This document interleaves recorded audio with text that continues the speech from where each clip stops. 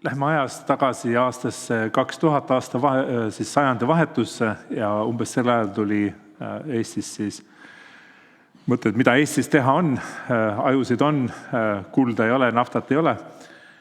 Ja Andres Metspalu käis välja geenivaramu loomise idee, millele poliitikud tulid taha. Loodi seadusandlus, valmistati ette. Ühin tähelepanu, et need ideed hakkasid tekkima enne, kui täis inimese genoom üldse sekveneeritudki, oli esimene niisugune kollektiivne genoom. Ja see teadmine, et kui palju seal siis nagu peidus on, tegelikult oli väga-väga puudulik. 2002 tulin ma, miks mina? Sest Eestis oli umbes 3-4 inimest, kes bioloogia andmetega IT poole pealt töötasid. Ma olin Bioinformaatika instituudis ja veel 2-3 inimest ja siis lihtsalt kutsuti tagasi, nüüd tuleb hakata geenivaramut tegema Eestis suure visiooniga. Ja tõepoolest, ega siis alguses geeniinfot ei olnudki, põhiline töö läks käima sellega, et hakata perearstide juures hoolikalt kirja panema, millised haigus inimestel on olnud ja selleks siis kogu seda IT-taristut ehitama. Geenivaramu sihtasutus anti pärast üle siis Tartu Ülikoolile. Tartu Ülikool on teda hoolikalt edasi poputanud, kasvatanud ja see käib väga intensiivne teadustöö. Nüüd juba siis geeniinfo ja teiste andmetega ja seda lugu on juba vastu võetud artikkel, kus näete, et siin on palju, 3-40 autorit. Tegelikult inimesi, kes geenivaramu loomisse panustanud on ja sellega seotud on olnud, nüüd peaks keeled küsima Andres Metspalut, aga ma arvan, et kusagil 200-300-400 vähemalt Eestis, kes on läbi aegade nagu panustanud selle, kas siis genoomide võtmisse, analüüsi, erinevates aspektides. Aga tuleme tagasi siis selle juurde, et miks üldse DNA, selline molekulaarbioloogia keskne dogma ütleb, et kogu informatsioon on valdavalt kirjas meil DNA-s. Sealt loetakse maha otsekoopiana RNA ja RNA-st tehakse otsekoopiana valk. See kõik tundub nagu ülilihtsustatud mudel võrreldes sellega, et siin vasakul on pilt sellest, mis raku sees toimub, et kui palju neid erinevaid valke, molekulaarseid mootoreid, molekule on, mis tegelikult ju töötavad. Et me oleme elus organismid, see ei ole mingi staatiline osade loetelu, see on ikkagi täiesti funktsioneeruv seadeldis, hästi tehniliselt rääkides, eks. Ja see on ainult ühe raku sisene, aga siis me paneme kokku organid, organismid, inimese sees on rohkem mitte inimese rakke kui inimese rakke, et kogu meie seedetrakk ja nii edasi, kogu see bakterite ja muud sellised teiste rakkude kooslused on veel arvuliselt suuremad kui inimese enda genoomid. Nii et kõik see kokku ütleb, et tegelikult me räägime päris keerukast bioloogiast, mis mõjutab meie tervist väga paljudel erinevatel viisidel.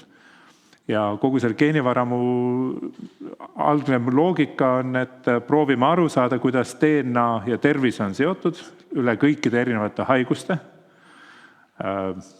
haigusgruppide, mitte alustada ainult kitsast, vaid tõesti kõik inimesed kaasata, sest elu jooksul tekivad meile kõikidele kõikvõimalikud haigused külge. Et päris tervena vist ei pääse keegi siit elust minema. Ja siis otsitakse seoseid genoomi ja haiguste vahel, kui me võtame grupid terveid haigeid mingi haigusega, siis otsid seoseid genoomis. Vastupidi, kui sa tead genoomis mingit positsiooni, mis on inimeste vahel erinev, siis otsid, et kas mingi haigus on seotud sellega või veel seotud midagi. Siis saad aru, et ei ole päris nii deterministlik see elu, et üks koht genoomis määraks kõiki meie haigusi. On kümneid, sadu, tuhandeid väikseid mõjusid, mis kõik kokku meid mõjutavad, siis saab nende üleselt hakata kokku panema statistilisi mudeleid, polügeensed riskiskoorid, kus sa võtad juba tuhandete kaupa erinevaid variante, vaatad, et mida see loto meie jaoks riskide mõttes on andnud. Harvemate variantide puhul on võib-olla veidike lihtsam, aga ka seal, kui sa tead, et sul on mingi eelsoodumus haiguseks, näiteks perekondlik hüperkolesteroleemia, kõrge kolesterool juba noorest vanusest, Kui sa seda tead, siis on võimalik sellega hakata toimetama, alustades kolesterooli alandamise ravi juba väga varakult näiteks. Ja see, mida veel kõik praegu ootavad, on see, et need ravimid, mida me sööme, on ju ka molekulid, mida meie keha absorbeerib, metaboliseerib, erinevalt sõltuvalt sellest, milline geenikomplekt meil on parajasti. Mõnda ravimit kiiremini, mõnda ravimit aeglasemalt ja oleks väga kasulik, kui arst teaks sel hetkel, kui ta ravimit määrab, mis tüüpi konkreetne patsient on. Nii et farmakogenoomika on siis selline, mis võimaldab need seosed tuua otse ravimiga seotuna patsiendi kohta arsti töölauale. Nüüd erinevalt Sanderist, mina ei ole arst, ma olen hoopis õppinud programmeerijaks, nii-öelda, et IT-taustaga ja selle käigus õppinud siis bioloogiat, meditsiini, vähem, bioloogiat võib-olla veidike rohkem. Bioinformaatika professuuri sain siis tänu sellele, et tõesti need erinevad molekulaarseid andmeid olen analüüsinud. Ja meil instituudis on tegelikult tervisega seotud lisaks molekulaarbioloogiaga, andmete analüütikaga, terviseandmete analüütika töörühm, milles ma praegu olen. Ja kolmandaks on tehisaru poolt pildiandmete analüüs. Et kui patoloog võtab koest läbilõike, paneb klaasi peale, analüüsib rakke, otsides sealt seosed, siis seda pildianalüüsi saab teha tehisaru abidega. Nii et meil on tegelikult mitu uurimisrühma, kes tegelevad otseselt inimese tervisega kokku puutuvate valdkondadega. Ja meie teeme koostööd teiste osapooltega, geenivaramuga, arstidega, siis ülikoolist, kliinikumidest. Me oleme aidanud riigile ehitada personaalmeditsiini IT-taristut, kuhu siis genoomid saab parkida maha ja siis, kui arst vajab seda infot, mida ma just rääkisin, siis saab sobivalt inimese genoomi välja võtta, teha arvutused ära, anda edasi tulemused. Ja seotud veel nende valdkondadega mõned siis ettevõtted, kes siis näiteks pildianalüüsidega Better Medicine ja ma ei hakka sinna minema. Aga siin on koostöö Tervisekassaga juba tükk aega tagasi. Mulle meeldib see visualisatsioon kogu meie haiguse niisugusest rahalisest koormusest võib-olla läbi terve siis vastsündinutest kuni surmani välja, kui vanad inimesed, kui paljud erinevad haigused tegelikult eriarsti kuludena siin kulutavad ühiskonnale konkreetset raha. Ja siit te näete veidike seda andmete visualiseerimise poolt ühe poolt, aga teiselt poolt seda, et meil on päriselt kõikide elanike kulud Eestis olemas ja on võimalik vaadata, kuidas erinevad haiguse erinevad tüüpi haigused kontributeerivad kulusse, kõik ei ole haigused, näiteks üks 30-aastastel naistel on sünnitusega seotud kulud hoopis ja nii edasi. Et kogu see detailsus tegelikult tuleb nüüd minna sinna sisse, mis edasi juhtub. Meile meeldib välismaale näidata, meil on tsentraalsed andmekogusid, meil on terviseinfosüsteem, meil on digiretsept, kus on ka väljaostmised kirjas, meil on haigekassa, arveldus, Tervisekassa nüüd siis, kes maksab raha, kõik võimalikke erinevaid andmebaase, registreid ja meil on XD, millega nad on kõik ühendatud. Kõik see on ilus, aga ta on ennekõike suunatud ühe inimese kohta tehtavate päringute jaoks. Lähed arsti juurde, sinu info kogutakse erinevates kohtades kokku, toodetakse uut infot, pargitakse andmebaasi maha. Aga nüüd, kui me hakkame mõtlema selle sama geenivaramu peale või kuidas andmeid analüüsida, siis meil on võib-olla neid kõiki andmekihte vaja. See on see, meil on vaja kõik need erinevad andmestikud tuua kokku inimese indiviidi põhiselt, kuid loomulikult ilma isikukoodita, et nad on anonüümsed selles mõttes, et isiku identiteet on küljest ära võetud, nad on pseudonüümitud, et juriidiline termin on see, et see on pseudonüüm, et päris anonüümseks on neid väga raske teha. Ja siis Sander rääkis seda, et arstid sel hetkel, kui nad ühte inimest vaatavad, teevad seda esimest kasutust, regulaatorid teevad ravimiohutust ja eelhoiatussüsteeme või terviseametid Et see on ka nagu osaliselt see esmane kasutus, ta on võib-olla niisuguses ühel või teise poole peal, aga klassikaliselt kogu see teadustöö, seda on tõesti siis nagu teiseseks kasutuseks nagu tituleeritud, et sel hetkel sa ei aita seda konkreetselt ühte inimest, aga läbi kaudselt loomulikult, läbi selle teadmise, statistika ja nii edasi, me saame uut teadmist, mis peab jõudma meditsiini tagasi. Ja seal sees on ka kogu see poliitiline küsimus, et kuidas planeerida, kuidas suunata, kuidas toimub ravi suures pildis, kas kusagil on kitsaskohti, kuidas kõik toimub, kuidas teekondasid patsientidel mugavamaks teha ja nii edasi. Nüüd, kui me võtame selle IT-vaate, siis üks infosüsteem, kui te lähete poes kassasse, ostate midagi, saate arveldate ära, siis on infosüsteem sel hetkel selle kassapidaja jaoks. Arstil on infosüsteem, kus ta teeb seda oma liigutused ära, aga need infosüsteemid ei ole tuunitud andmeanalüüsiks. Et kui me hakkame andmeanalüüsi tegema, siis tavaliselt käib niimoodi, et võetakse andmed sellest operatiivsüsteemist või igapäevasest süsteemist välja, teisendatakse ta sellisele kujule, kus on teda võimalik analüüsida, kokku lugeda, kokku summeerida, panna sinna peale erinevaid mudeleid.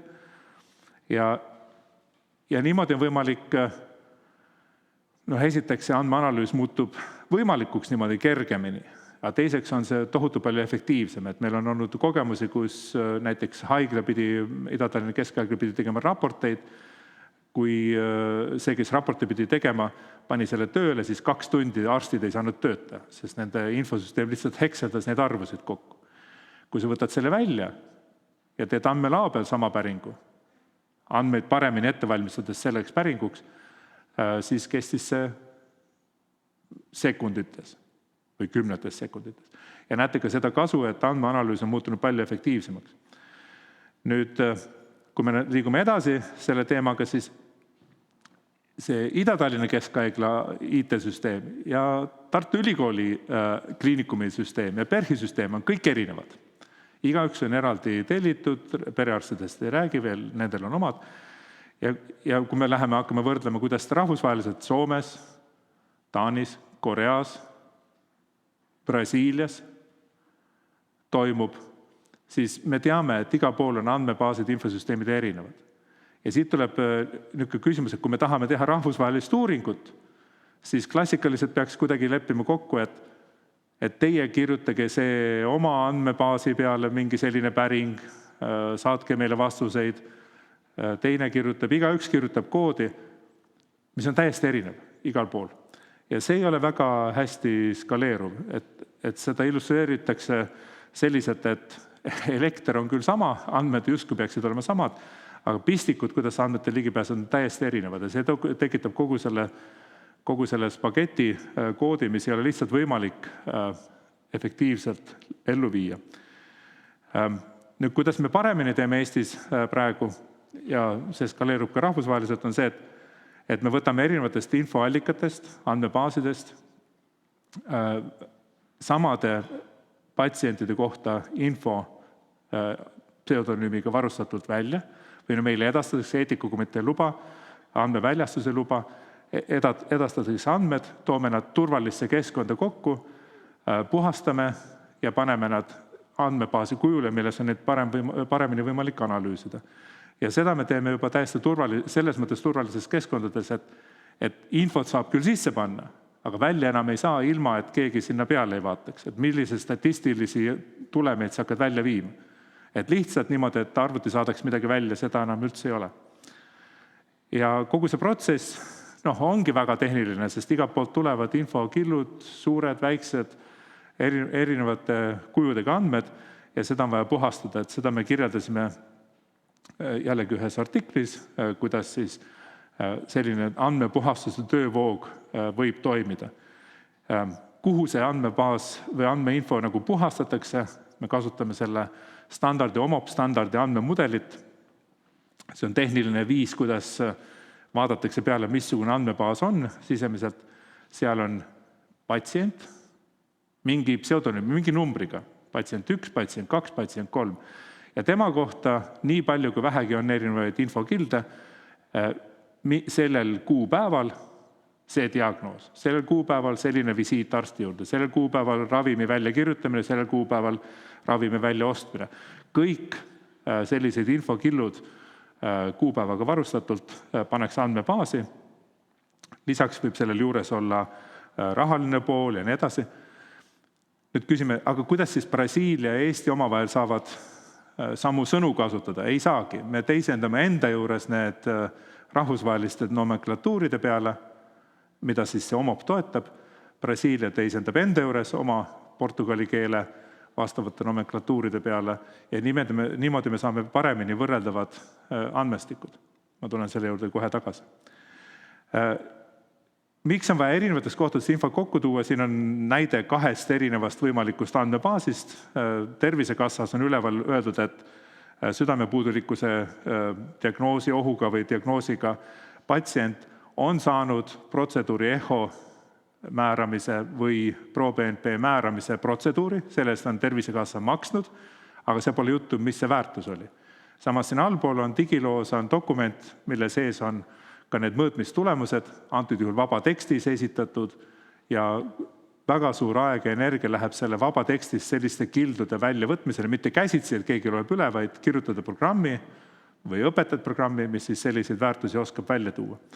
Ja kui sa oskad need väärtused välja tuua sellest terviseinfosüsteemi kõhus olevatest dokumendiformaatidest, siis nüüd see OMOP-i andmemudel ütleb koha, kuhu me andmebaasis maha parkeerime, kuhu see kirjutatakse maha puhtalt. Mida me sellega siis saame? Saame olukorra, et andmed hakkavad välja nägema ühetaolise pistikuga.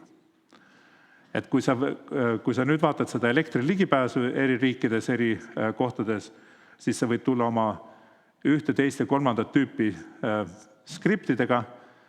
Keegi uurib siin suremust, keegi uurib, kuidas on ravimite tarbimine, kas tarbitakse õiged ravimeid, kas ravijuhiseid järgitakse, safety, siis turvasignaal, et kas on mingit jama tervisest olemas. Aga andmed on eeldatavalt juba ühetaolised. Ehk siis meil tekib olukord, et kui sul tuleb idee läbi viia rahvusvaheline uuring mitmes kohas, siis kirjutad ühe skripti ja jagad seda kõikidele uuringupartneritele. Nemad saavad selle käima panna ja statistilised tulemused kokku tuua. Ehk siis niimoodi saab selle ühe programmiga juba teha läbi mitme andmebaasi analüüsi. Et siis need muutuvad päriselt ka võrreldavaks. Ja see on hästi oluline, et me siin Eesti 1,3 miljoni inimese peal ikkagi harudaste haiguste statistikat väga palju teha ei saa, õnneks, aga Euroopas peaks olema mitmesaja miljoni inimese andmeid sellisel OMOP-i kujul ja rahvusvaheliselt üle miljardi, siis on võimalik sealt juba statistiline võimsus kätte saada. Kõigest sellest oleme aga kirjutanud Eesti Arstis OMOP-i andmemudelist eelmisel sügisel täiesti eesti keeles kirjutatud ülevaade. Nüüd, kui mõelda edasi, et kas üks andmebaas, üks mudel, siis tegelikult on meil ikkagi uuringuid erinevaid. Geenivaram on üks väga stabiilne pikaajaline kohort, aga geenivaram ei ole ainuke, mida tehakse. Et COVID ajal oli vaja COVID-i uuringut, geenivaramas on 20% elanikkond täiskasvanud, COVID ajal oli vaja kõiki COVID-i patsiente uurida. Siin on astma uuring, siin on Optima on vähi, 3 vähipaikme uuring koos kõikide kaasuvate haigustega.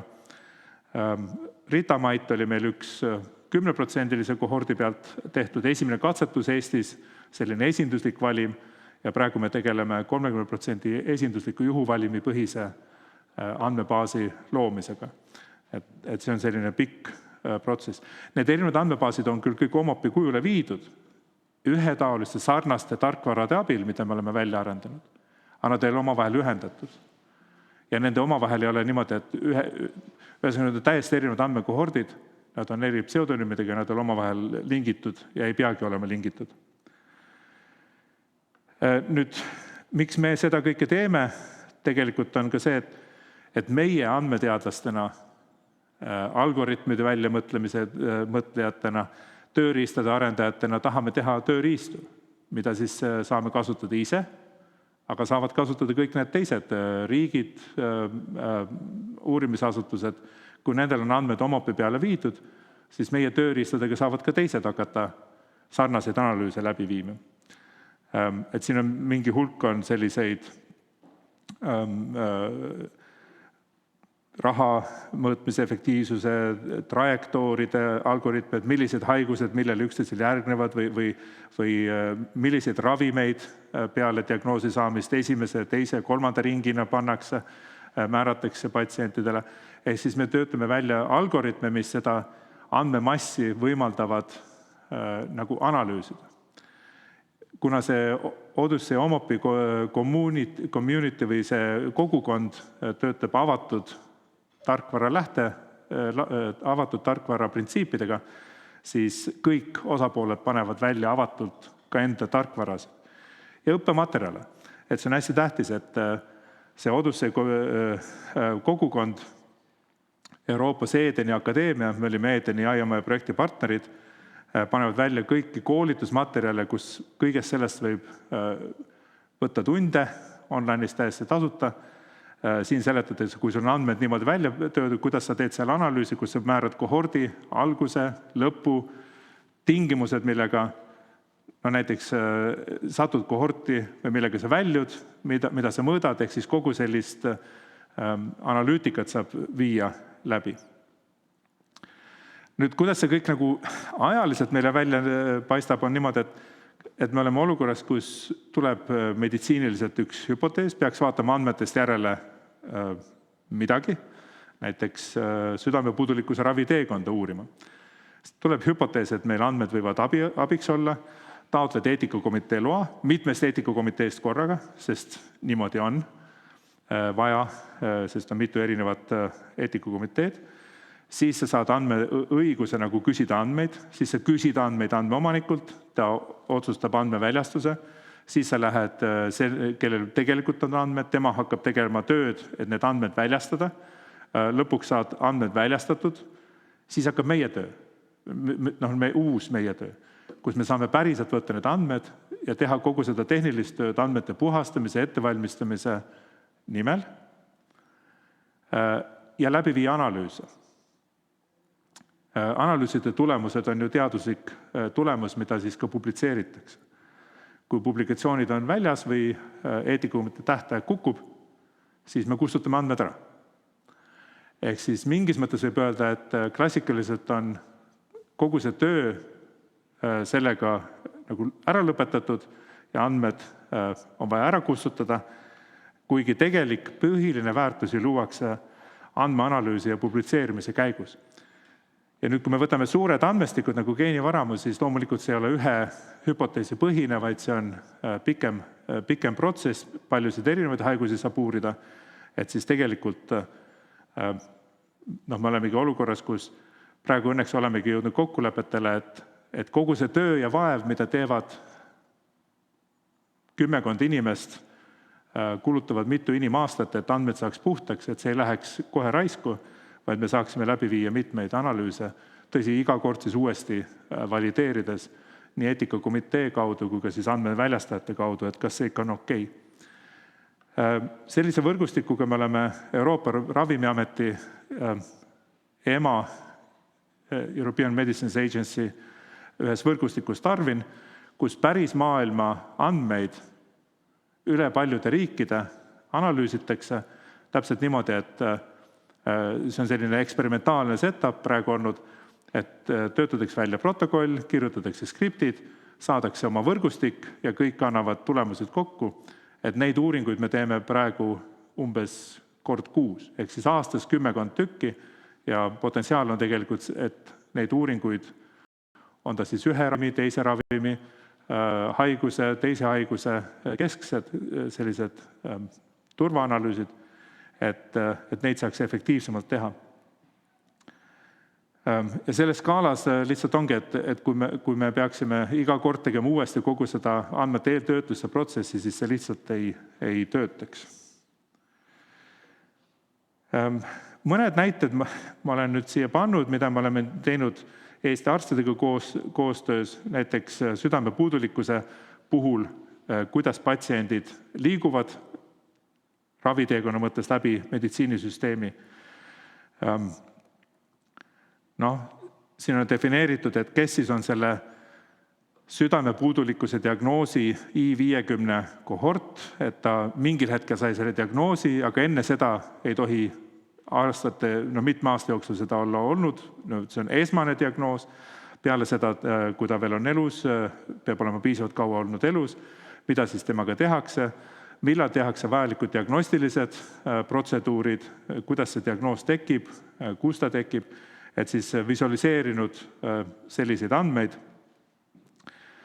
Siin on vanusegrupiti, kellel on saanud digiretsepti pealt selle diagnoosi esimest korda, kellel on saanud raviarve pealt esimest korda ja kellel on siis mõlemal see sama kuupäev kirjas. Et ka selline info tegelikult on arstidel mingis mõttes puudunud. Näiliselt väga lihtne küsimuseks. Siin on teine, kes pani esimesena diagnoosi. Ja võib-olla kõige suurem üllatus siin arstidel oli see, et 30% juhtumeid saavad diagnoosi esimest korda EMO-s. Et tegelikult see krooniline südamepuudulikkus tõenäoliselt võiks anda märku ka veidike varem, mitte siis, kui see esimest korda EMO-sse satud ja seal seda öeldakse. Et erinevates siis tervisehoiuteenuse osutajate juures. Ja see on ka nüüd see koht, kus Eesti need kesksed andmekogud tegelikult sisaldavad eri tervisehoiuteenuse osutajate andmeid sarnastes andmebaasides, mis on hästi oluline. Ja siis, kuidas diagnoosini jõutakse, et kui öeldakse, et EHO, see EF-fraktsioon on vaja määrata, pro-BNP on vaja määrata, siis kellele määratakse, kui palju määratakse, kes määrab, et kõik see info on tegelikult arstidele, kes planeerivad paremini, kuidas saaks paremini, on olnud oluliseks sisendiks. Teine, kus me praegu teeme kliinikumi laboriga ja ühendlaboritega tegelikult koostööd, on see, et mõõdetakse mingi tunnus, siin praegu ferritiin, aga milline on õige norm ferritiinile, millal on ta liiga madal, millal on ta liiga kõrge. Mehed, naised, erinevas vanuses, ja siin on näha, kuidas me andmeanalüüsiga, siis suurandmete analüüsiga, kus on kümneid tuhandeid mõõtmisi tervetel inimestel, kuidas need jaotused on, et meestel on kõrgel, naistel on madalamal, aga kusagil see peale 50. eluaastat hakkab ferritiini tase ka naistel tõusma. Et need võimaldavad panna paika ka arstide jaoks juba normvahemikke, mis on päriselt põhjendatud tervete inimeste tavalise ferritiini tasemega. DNA. Te teate, et kaksisahela peal on A vastas D, C vastas G, aga kahelt vanemalt oleme saanud 2 kromosoomi paari. Ja kromosoomi paari puhul ei ole teada, kumb on siis ühe kromosoomi pealt ja teise pealt. Nii et see haplotüüp on nagu see, et ühe kromosoomi pealt on tulnud ATGC, teise pealt on CDAG järjestus. Nüüd, kui sekveneeritakse või mõõdetakse need üksikuid positsioone, kus inimesed omavahel on erinevad, siis sa saad veidikese teada hoopis sellest, et millise 2 varianti sul on, kas ainult ühte, ainult teist või segu nendest, aga ei tea nagu pikemat järjekorda. Nüüd, kui mõõdetakse positsioone, mis on erinevad, ühes positsioonis erinevused, single nucleotide polümorfism, SNP, siis teatakse ette, et selles kohas on erinevus, aga neid on odav küll sekveneerida, lugeda neid üksikud positsioone. Aga need on ainult 770 000, kui inimeste vahel erinevusi on 10 miljonites. Nüüd tekib olukord, et kui meil on nagu vahel ka sekveneerimise infot, siis sinna ATGC vahele saab ka tuletada teisi, imputeerida, tuvastada, et mis seal veel võiksid olla. Et see on nagu hästi tähtis, et me mõõdame vähemaid, me mõõdame odavamalt, aga me saame täiendada, rikastada neid andmestikke täiendavate positsioonidega selle baasil, millised inimeste genoomid Eestis välja näevad. Nüüd selle TeamPermedi projektis üks hästi oluline aspekt on see, et enne oli Eestis 3000 inimest sekveneeritud, siis nüüd praegu sai tänu sellele osta pika lugemiga sekvenaatori. Lili Milani juhib seda projekti, kus saad päriselt 15 000 aluspaari pikkuseid sekventse järjest lugeda, see on siis ühe selle kromosoomi ahela pealt Ja see annab palju tihedama pildi sellest, mis on pikas piirkonnas. Ja see on oluline, sest vahel need geenid on omavahel ka veidike sarnased ja muidu ilma selleta ei ole võimalik vahet teha, kummast me räägime. Eks? Nii et see 10 000 indiviidi, kes sekveneeritakse ära pika lugemiga, saab olema väga oluline selleks, et näiteks see sama imputeerimine, vahele ennustamine muutuks kvaliteetsemaks. Et isegi kui selle kiipide peal, millega need snippe mõõdetakse, on alla 1 miljoni, siis imputeerimise kaudu võimalik viia mitmete miljoniteni nende ennustada piisava täpsusega snippide väärtused. Täisgenoom 3,2 miljardit on veel 246 korda suurem kui see 13 miljonit mõõdetud snippi. Ja siia ma panin ühe andmemahu slaidi, kus vertikaali peal on geenivaramus on üle 200 000 indiviidi. Nende snipid on mõõdetud, 13 miljonit snippi on imputeeritud, see on see sinine püstine tulp. 200 000 on mõõdetud 13 000, mis on siis horisontaaltelje peal, 13 miljonit, vabandust. Ja kui panna 3,2 miljardit aluspaari, siis näete, see on see roheline, et 10 000 indiviidi, 3,2 miljardit positsiooni loetuna, see on see andmemaht, mis tuleb täisgenoomides 10 000 kohta. Aga mõelge, kui see tuleb 200 000 inimese kohta, miljoni inimese kohta, mõnikord inimese kohta mitu korda, sest vähk on asi, kus hakkab genoom muutuma, sellest kõigest teab Sander palju rohkem, et siis tegelikult on näha, et siin tulevad ka meeletud suured andmemahud. Ja nende analüüsimiseks on vaja statistikat, algoritme, tehisaru kasutust me alles mõtleme. Nii, ma vaatan, et mul on otsa saamine. Siin me hakkasime tegema taristut 2019. Hakkasime mõtlema, mida riigis vaja on kamba peale. Käivitati projekt, kuidas taristu luua, kus on geeniinfot, snippide põhist. Joonistasime tahvli peale mudeleid, mis on geenivaramus, mis on tehikus, mis on haiglate juures, kuidas see info peab liikuma. Need pildid saavad veidikese detailsemaks ühes või teises või kolmandas variandis. Siin on pilt, kuidas DNA tuleb eri kohtadest kokku, siis vastavalt vajadusele tõmmatakse indiviidi väikene komplekt DNA-d välja, arvutatakse meditsiiniseadmega välja riskid ja edastatakse see tervise infosüsteemi, kus siis otsusetoesüsteemid annavad arstidele otsest tagasisidet. Ja siin on veel tehnilisem vaade, kus kogu see protsess on tegelikult valmis ehitatud ja ootel, aga mis on puudu. Teadus on olemas, aga veidik on puudu sellest, et kuidas see teadus teha päris tooteni. Et idee sellest, milline ravim peaks olema, on olemas, aga see karp ravimiga ja müügiloaga puudub. Ehk siis see märgistatud tooted on hetkel puudu ja veidikene on vaidlus ka sellega, et kuidas ja mis tüüpi andmed siis lõpuks ikkagi keskele kokku tuua.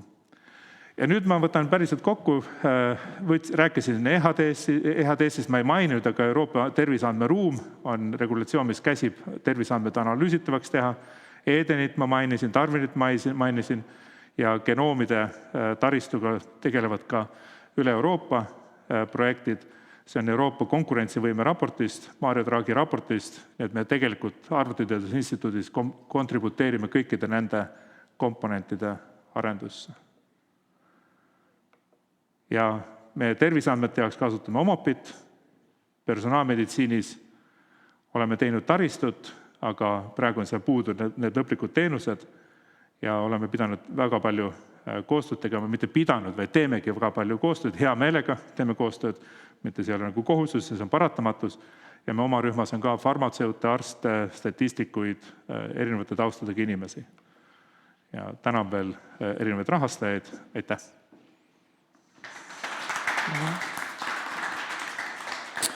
Aitäh väga põneva ettekande eest. Kas meil on saalist küsimusi?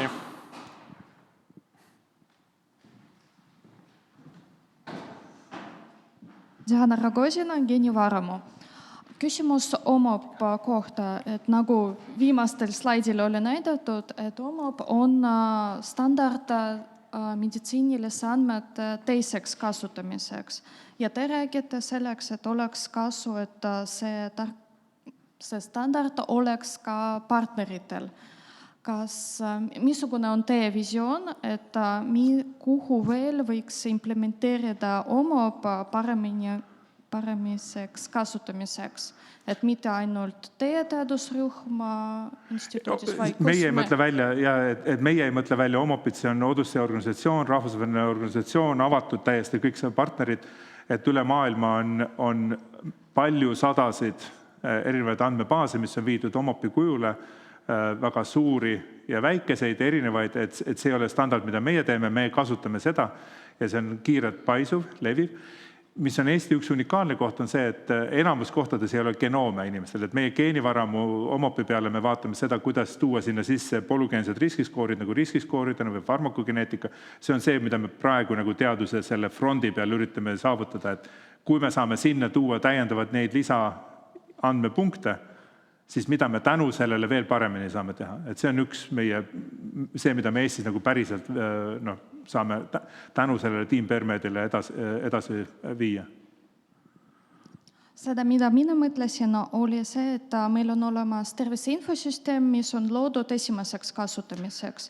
Kas siis on loodus tulevikus, et tervise infosüsteem kasutaks OMOP-it ka?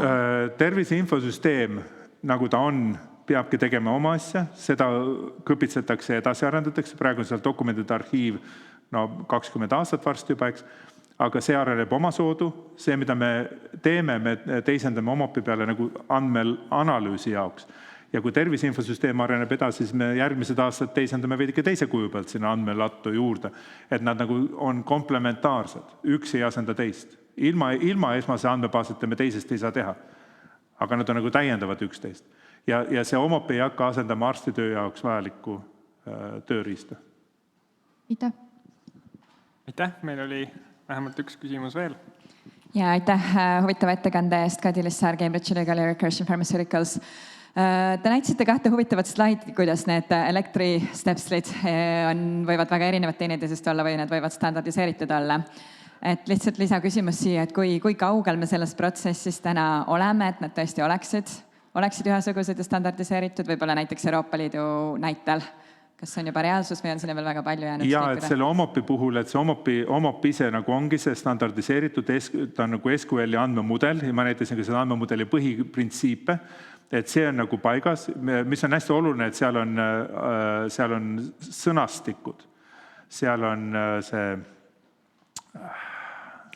aita mind nüüd see, ma tundsin, kui metaalne plokk tuli peale, SNOMED-i sõnastik, mille peal on teisendused, et RHK10 siit, RHK9 kusagilt USA-st on teisendatud SNOMED-i peale, ravimid ja nii edasi, et see on nagu hästi tähtis, et sõnastik nagu et kodeeringud on standardsed ja tänu sellele see kõik töötab. Muidu eri riikides kasutatakse eri nomenklatuure, et see ikkagi ei töötaks, eks. Aga nüüd seal on nagu põhitöövahend on SNOMED-i põhine. Okei, et on suhteliselt hästi standardiseeritud. Ja siis sinna peale on tööriista kiht ehitatud just teatud epidemioloogiliste uuringute jaoks ja nii edasi, et kõik need tööriistad on avatud lähtekoodiga, alla laetavad selle OMOP-i õpikud, kõik on avatud lähtekoodiga kättesaadavad, et see on väga kiirelt arenev. Ja praegu tuleb igalt poolt tegelikult inimesed ütlevad, et meil projektis peame tegema seda, et see nagu laviin tuleb praegu peale igalt poolt. Hästi, aitäh. Kuna meie ainuke akadeemik ja selline seeniorteadlane on praegu puldis, siis ma kasutan ka võimalust ja küsin ka küsimuse. Nimelt, sa mainisid põgusalt, et tehisintellekti praegusel hetkel ei ole veel kasutuses, aga mis on need esimesed kohad, kus seda oleks kõige lihtsam implementeerida? Ma ei tea, kas ma ütlesin päriselt, et ei ole. Tegelikult on küll, et need faktieralduse töövood, et need on sellised kohad, kus midagi sa saad nagu käsitsi kirjutatud mustritega, aga tegelikult seal on nagu selge, et sul on vaja tehisintellekti. Aga mis on probleem seal on see, et neid andmeid ei saa saata USA serverite peale, et siis me peame koha peal neid jooksutama, treenitud mudeleid ja siis nende eesti keele võimekus ei ole olnud jälle nii suur, et me oleme siin kusagil murdepunktis ja muidugi seal on ka ressursimahukus, arvutuse ressursimahukus, et kui palju nagu otsemustritega, mis on efektiivne ja nii edasi ja kui palju siis see tekstist arusaamine, sest see vaba teksti puhul on see põhiline küsimus, mis on see tekstist arusaamine. Ja see on see koht, kus keelemudelid on ju võimsad, lihtsalt me peame need lokaalselt hakkama jooksutama. Ja seal kohas on niimoodi, et midagi me suudame, midagi veel ei suuda, et see on teine arenduse front. Selge. Aitäh! Aitäh! Aplaus veel kord!